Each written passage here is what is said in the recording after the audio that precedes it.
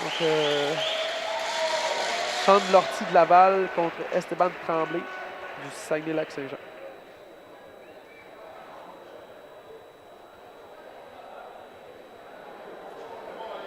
Alors vraiment, un spectacle très enlevant qu'Alexis Grenier nous a fait vivre lors de ce dernier combat. Il méritait pleinement la victoire. Alexis, en fait,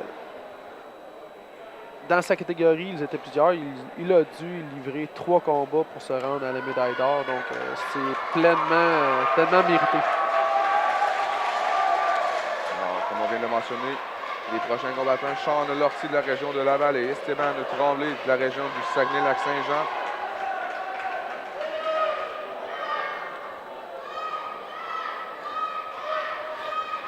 Sean Lortie, qui a beaucoup plus d'expérience que son adversaire, il boxe depuis 3 ans dans le gymnase, a 8 combats, il y en a eu un ici. À l'opposé, Esteban boxe depuis 5 mois, au club de boxe Jonquière. A seulement que 3 combats, donc 2 ici. Donc l'expérience qui favorise de loin Sean Lortie. Par contre, on a vu plutôt que ça... Dans les autres journées, aujourd'hui, je pense que l'expérience a aussi joué un rôle, mais dans les autres journées, on a vu que l'expérience n'était pas nécessairement le critère le plus déterminant. Dans la catégorie 68 kg masculin, dans le coin rouge, de Laval, Sean Lortie. Sean Lortie qui a gagné les gants de bronze, les gants d'argent et la Coupe Adidas. Et dans le coin bleu, de Saguenay-Lac-Saint-Jean, Esteban, lui, participe à son premier tournoi officiel de boxe Québec. Donc, l'expérience et puis les résultats passés favorisent pour l'instant Sean, mais tout se passe dans le ring. Deux boxeurs de styles différents. Sean qui a une meilleure boxe, meilleur style, un plus classique, très efficace en contre-attaque, très mobile. De l'autre côté, moi, ce que j'ai aimé d'Esteban, c'est que il marche au diesel. Donc, il est jamais low carb. Donc, il est tout le temps d'en face de son adversaire. Une expression qu'on utilise aussi en cyclisme, marcher au diesel, c'est qu'on est toujours dans le même rythme, on est efficace sans arrêt, puis on se brûle pas. On a toujours du jus dans le dos. Un petit peu comme les Jetta au diesel dans le temps, mettons. Ça te rajeunit pas, ça? Un peu plus. Donc, Esteban, justement, qui met de la pression constante. Sean qui est capable de bouger. Bouge mieux que son adversaire, justement.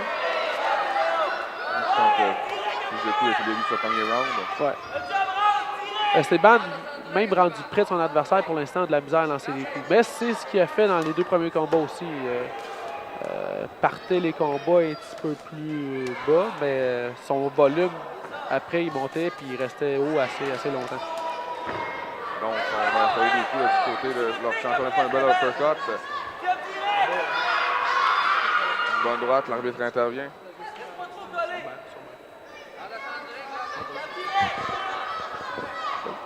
Oh,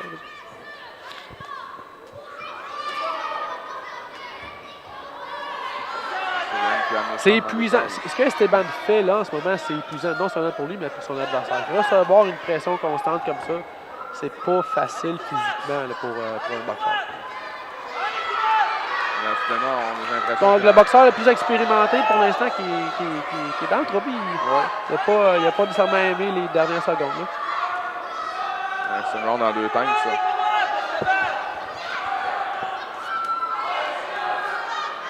Champ de rincer ses frappes. Bonne droite ici, Esteban. Avec le style d'Esteban, s'il pouvait juste une fois de temps en temps esquiver un coup pour venir en contre-attaque au lieu de tous les bloquer, ça l'aiderait beaucoup. Le premier round un peu nul. Difficile à dire qui est sorti vraiment gagnant de ce combat-là. Mais lorsqu'on est juge, on n'a pas le choix. Il faut constamment qu'on ait notre favori, pas notre favori, mais à chaque seconde du round, on doit savoir à qui on donne le round à quel moment. Donc, Moi, pendant le round, à ma défense, il y a quelqu'un qui est venu me parler, donc j'ai perdu environ 30 secondes du round, donc j'ai probablement perdu les choses les plus importantes. C'est comme à ce moment-là qu'il y a eu le revirement de situation. C'est là que Esteban. Moi, j'ai vu Esteban plus actif. Les meilleurs moments du round que j'ai vus, c'était ceux d'Esteban.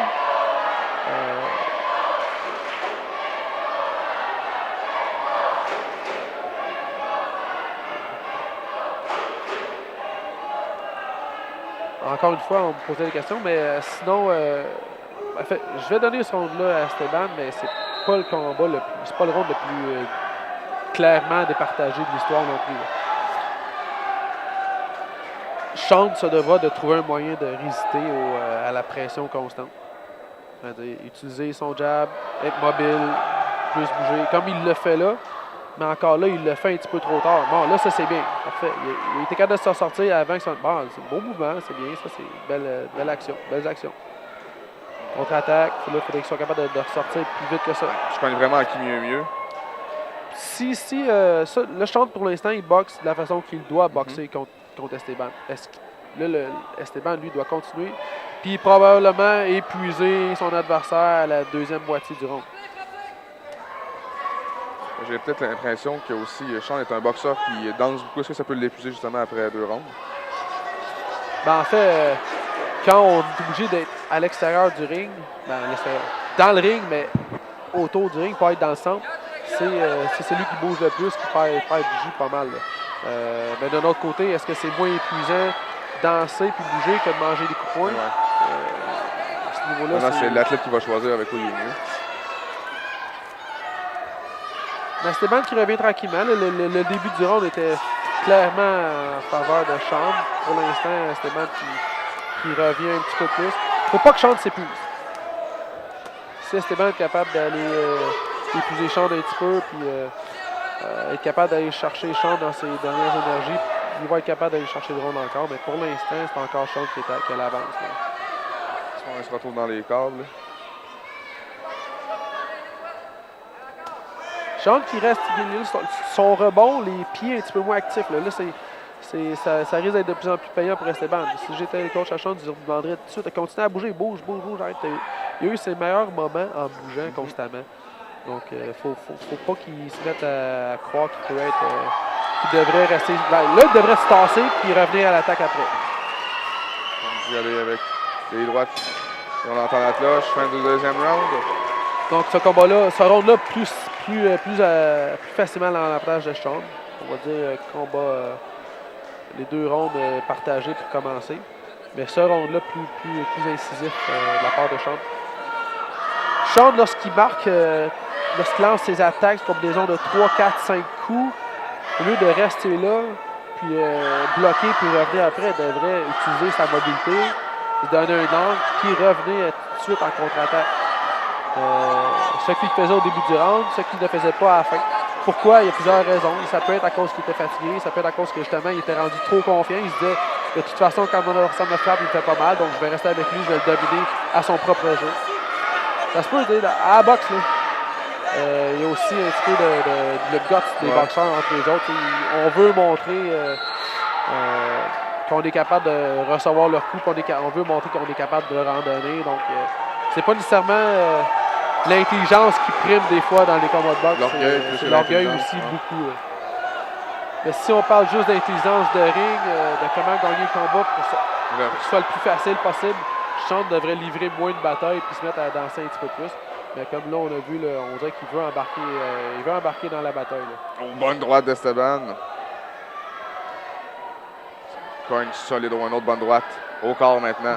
J'ai pas l'impression que la bataille risque d'être la meilleure des solutions pour Sean. Pas qu'il n'est pas capable, parce qu'il rentre dans la même game que son adversaire à ce niveau aussi. Donc, il rentre dans le plan de match de son adversaire. Pour l'instant, il a les meilleurs coups quand même. Donc, il est capable de battre son adversaire à son propre jeu, mais ça pourrait être un combat encore plus facile s'il décidait de boxer avec sa propre boxe.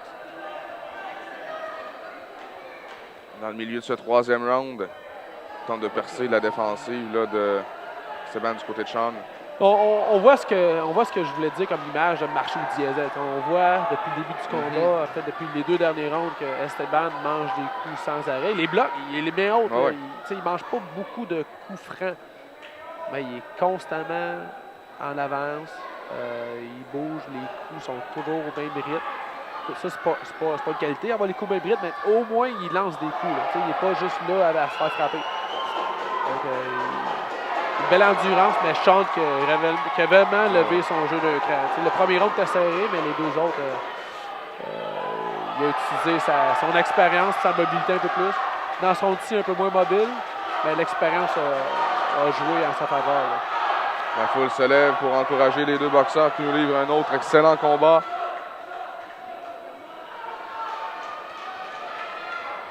Ce que j'aimerais d'Esteban, c'est lorsqu'il est capable de s'approcher puis atteindre la cible avec ses jabs, j'aimerais qu'il descende au corps, fasse un petit peu le squat, descende au corps, revienne à la tête, soit un petit peu plus mobile sur ses jambes. Je ne l'ai pas vu souvent se pencher pour venir au corps et revenir à la tête. Donc, probablement quelque chose sur quoi il devait travailler. Donc, quand il est capable d'aller attaquer la tête de son adversaire, tout de suite revenir par en dessous puis revenir à la tête par après. Mais encore là, belle évolution de ce boxeur-là. La propre aveu de son entraîneur, il ne pensait pas se rendre en finale avec lui. Il est arrivé aux Jeux du Québec avec seulement un combat derrière la cravate. Il était capable d'en livrer 3 ici, donc il est rendu à 4 combats. Beau début de carrière pour ce jeune boxeur, Esteban Tremblay de la région de Saguenay-Lac-Saint-Jean. Il n'est vraiment pas à rougir de sa performance. Il est un boxeur beaucoup plus expérimenté avec déjà victorieux des gants de bronze, des gants d'argent de la Coupe Adidas, Sean Lortie dans le coin rouge. Donc, Esteban peut être fier. Là. Voici la décision officielle. 68 kg masculin. Médaillé d'or des Jeux du Québec 2015 par décision unanime du coin rouge.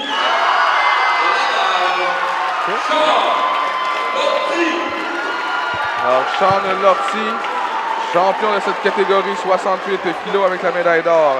Il vient de la région de Laval. Comme Patrick l'a mentionné, Esteban Tremblay, de l'avenir devant lui avec la médaille d'argent. Il reste un combat qu'on vous présentera dans cette finale masculine 72 kg et 158 livres, cette catégorie. Alors, Shandon Jolin du Lac-Saint-Louis affrontera Cédric Belloni